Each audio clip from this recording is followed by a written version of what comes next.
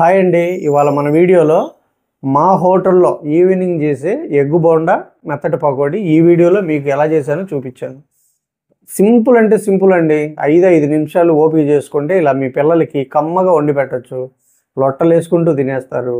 ఈ రెసిపీస్ నేను ఎలా చేశానో మీకు తెలియాలంటే ఈ వీడియోని స్కిప్ చేయకుండా చూడండి. అప్పుడే మీకు పూర్తిగా అర్థమవుతుంది. చేసుకోవడానికి చాలా సులువుగా ఉంటుంది. ఈ వీడియో నచ్చితే ఒక లైక్ చేయండి. ఇంకెందుకండి ఆలస్యం, రండి వీడియోలోకి వెళ్ళి ఎగ్గు బొండా మెత్తటి పకోడీ వేసేద్దాం రండి. ఎగ్గు బజ్జీ చేస్తున్నాను, అందుకు నేను ఒక 6 గుడ్లు ఇలా బాయిల్ చేసి పెట్టుకున్నా. ఇప్పుడు ఒక పెద్ద సైజు ఉల్లిపాయని కొద్దిగా పుదీనాని కట్ చేసుకుందాం.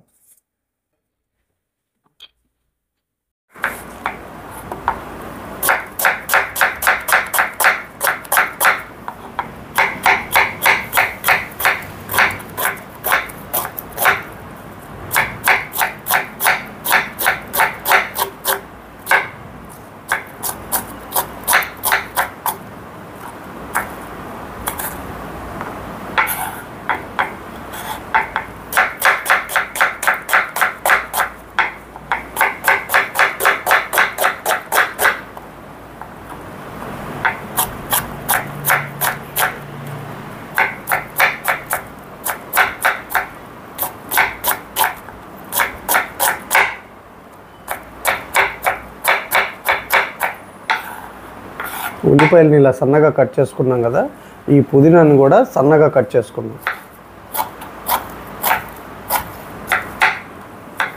ఈ ఉల్లిపాయలు ఈ పుదీనా కలిపేసి స్టఫ్ చేసుకుంటే మంచి ఫ్లేవర్ ఉంటుందండి. తినేటప్పుడు కమ్మగా ఉంటుంది. ఇలా కలిపేసుకున్నాం కదా, ఇప్పుడు వీటిని పక్క పెట్టేసి మనం కోడిగుడ్లకి పిండి కలిపేసుకుందాం. ఒక 200 గ్రాముల శనగపిండి తీసుకున్నానండి. ఇందులో ఒక 1/2 టీ స్పూను సాల్ట్ వేసుకుందాం. అలాగే ఒక 1/4 టీ స్పూను వంట సోడా కూడా వేసుకుందాం.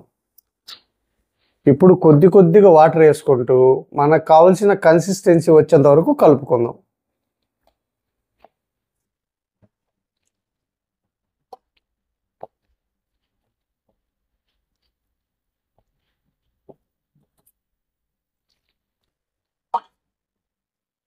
చూశారు కదండి, ఈ కన్సిస్టెన్సీ సరిపోతుందన్నమాట మనకు ఎగ్గు బోండాలు వేసుకోవడానికి. ఇలా కలుపుకున్నాం కదా, ఇప్పుడు స్టవ్ మీద ఆయిల్ పెట్టుకొని బోండాలు వేసుకుందాం. ఆయిల్ వేడైందండి, ఇప్పుడు మనం ఎగ్గు బోండాలు వేసేసుకుందాం. ఎగ్గుని ఇలా ముంచేసుకొని, చూశారు కదా, 2 వేళ్ళతో ఇలా పట్టుకొని ఇలా వదులుకోవాలి. అన్ని బోండాలని కూడా ఇలాగే వదులుకున్నాం.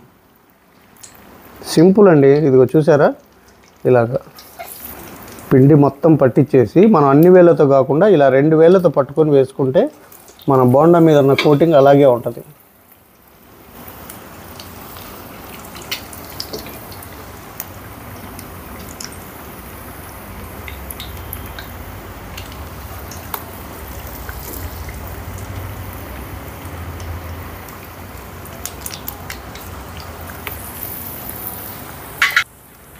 బోండాలు వేసుకున్నాం కదా, ఒక 2 నిమిషాల పాటు కదల్చకుండా అలాగే వదిలేద్దాం.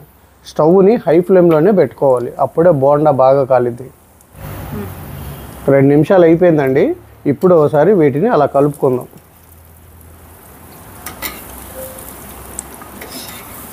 ఇలా మధ్యలో కలుపుకుంటూ కింద నుంచి పైదాకా ఇలా కలుపుతూ మనం ఫ్రై చేసుకుంటే బోండా చివరికంట కాలి మనకు మంచి కమ్మగా ఉంటుంది తినడానికి.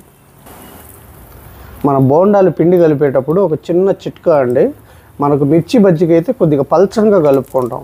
అదే ఎగ్గుకు వచ్చేసరికి కొద్దిగా దానంత పల్చగా కాకుండా కొద్దిగా టైట్గా కలుపుకుంటే మన బోండా అన్నది ఆ పిండి విడిపోకుండా ఉంటుంది అనమాట. పల్చనైతే పిండి విడిపోతుంది, గుడ్డు సపరేట్ అవుతుంది.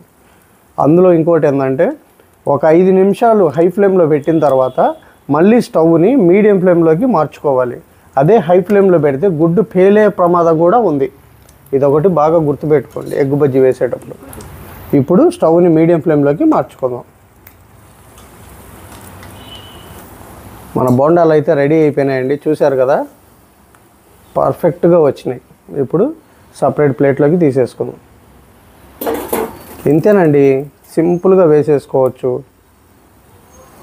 మనం బోండాలు వేసుకున్నాం కదా, కొద్దిగా పిండి మిగిలిందండి, ఎందుకంటే నేను కొద్దిగా ఎక్కువ కలిపా, గుడ్డు మునగాలి కదా అని. మిగిలింది కదా, వేస్ట్ కాకుండా మెత్తటి పకోడీ వేసేసుకుందాం.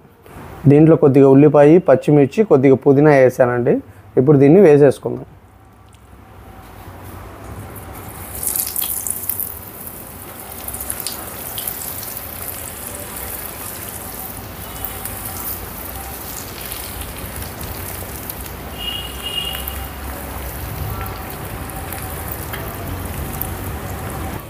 మీకు సింపుల్గా 2 రెసిపీలు చూపించాను ఇక్కడ. అదే కొద్దిగా పిండి మిగిలితే అదే పిండిలో 4 పచ్చిమిర్చి, అంత ఉల్లిపాయ, అంత పుదీనా తరుక్కొని దాంట్లో కలిపేసి ఇలాగ మెత్తటి పకోడీ కూడా వేసుకోవచ్చు. చూసారా, సూపర్గా వచ్చింది మెత్తటి పకోడీ అయితే.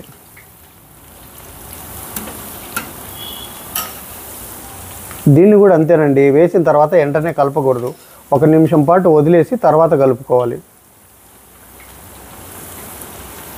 నాకు మెత్తటి పకోడీ అంటే భలే ఇష్టం అండి, ఎందుకంటే సాఫ్ట్గా తినటానికి ఆ పచ్చిమిర్చి ఫ్లేవరు, ఆ పుదీనా ఫ్లేవర్ తగులుతూ, ఆ ఉల్లిపాయ అలా బాయిల్ అయ్యి అసలు తింటుంటే చిన్నపిల్లలు అయితే భలే తింటారు, అంత కమ్మగా ఉంటుంది. అసలు మిర్చి బజ్జి కన్నా ఇలా చేసి పెడితేనే పిల్లలు చక్కగా తింటారనమాట.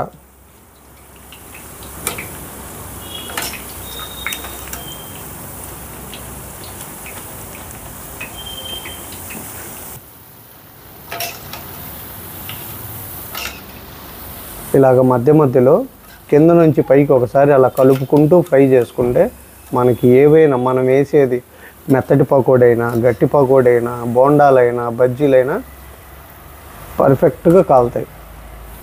మెత్తటి పకోడీ కూడా రెడీ అయిపోయిందండి. చూసారు కదా ఎంత ఎమ్మీగా వచ్చిందో. ఇప్పుడు సపరేట్ బౌల్లోకి తీసేసుకుందాం.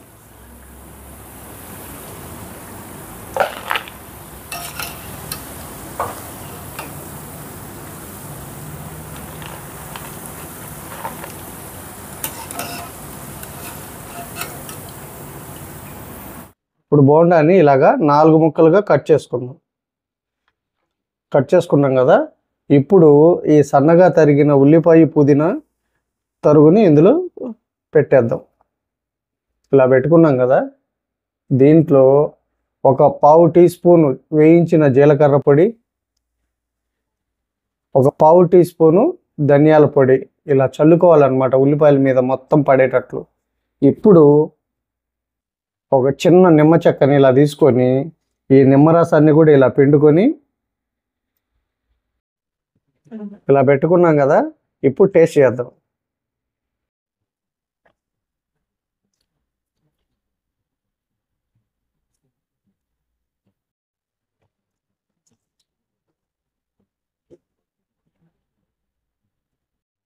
మన ఎగ్గు బోండా పర్ఫెక్ట్గా వచ్చిందండి, తింటుంటే నోటి కమ్మగా ఉంది. మనం ఆ ఉల్లిపాయ, ఆ పుదీనా, ఆ జీలకర్ర పొడి, ఆ ధనియాల పొడి వేసి నిమ్మకాయ పిండేసాం కదా, ఆ ఫ్లేవర్ చక్కగా తెలుస్తుంది అనమాట. చూసారా, మెత్తటి పకోడీ కూడా అసలు ఎంత సాఫ్ట్గా అంటే నోట్లు వేసుకుంటే అలా జారిపోతుంది. నేను 200 గ్రాముల శనగపిండికి 6 ఎగ్గు బొండాలు వచ్చినాయి, 1/4 కిలో మెత్తటి పకోడీ వచ్చింది. చూసారా, ఇలా చేసుకుంటే ఈ మొత్తం కలిపి కూడా 50 రూపాయలు ఖర్చు ఉండదు. ఇంటిల్లి 10 ఈవినింగ్ టైం కూర్చొని కమ్మగా ఎంజాయ్ చేస్తూ స్నాక్స్ తినొచ్చు. చేస్తారు కదా మీరు కూడా, నేను చేసిన పద్ధతిలో ఒకసారి ట్రై చేసి అది ఎలా వచ్చిందో కామెంట్ సెక్షన్లో చెప్పండి. ఈ వీడియో కనుక మీకు నచ్చినట్లయితే ఒక లైక్ చేయండి, షేర్ చేయండి, మన ఛానల్ని సబ్స్క్రైబ్ చేసుకోండి. మళ్ళీ రేపు ఒక మంచి వీడియోతో మీ ముందుకు వస్తాను. Thank you for all.